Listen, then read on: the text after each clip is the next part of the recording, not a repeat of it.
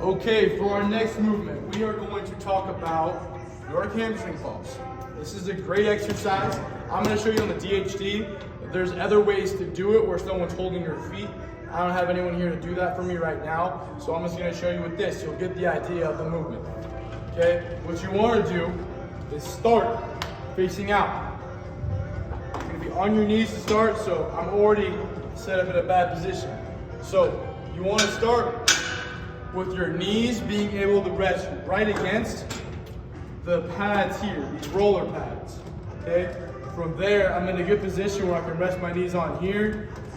I can then squeeze my butt, keep my core engaged, and I'm gonna really challenge my hamstrings now. And I'm gonna do a nice controlled, slow roll down and curl back in, okay? What I'm having to do is I'm having to eccentrically lengthen my hamstrings, controlled, while asymmetrically controlling my hips, and then I pull myself back in concentrically.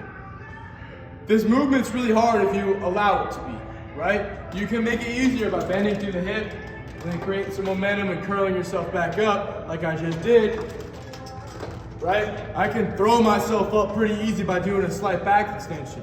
Instead, you want to focus on squeezing your butt, keep it nice and engaged, make it just as much a glute exercise as it is a hamstring exercise.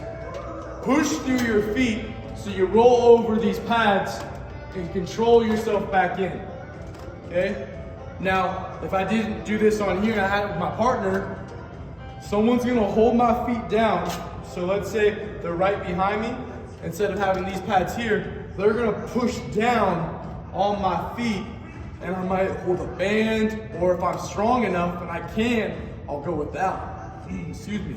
And I'll control myself down nice and smooth and try and pull myself back up.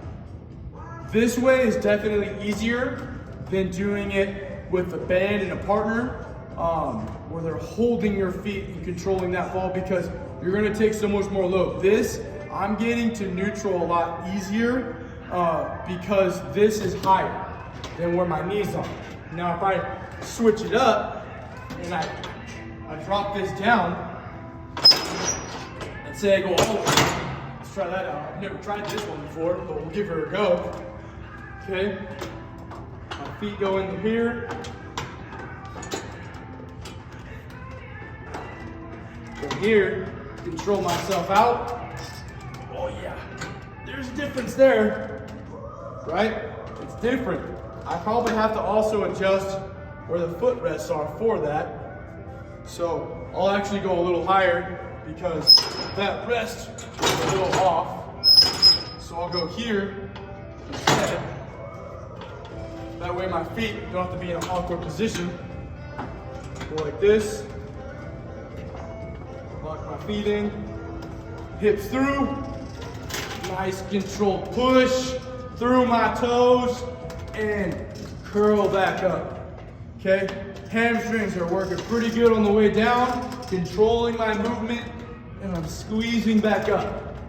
Okay? That's probably closer to a true Nordic hamstring fall where someone's holding your feet, because now I'm a little lower to where I'm going to more of a neutral response compared to that pad being higher than my knees, which makes it easier.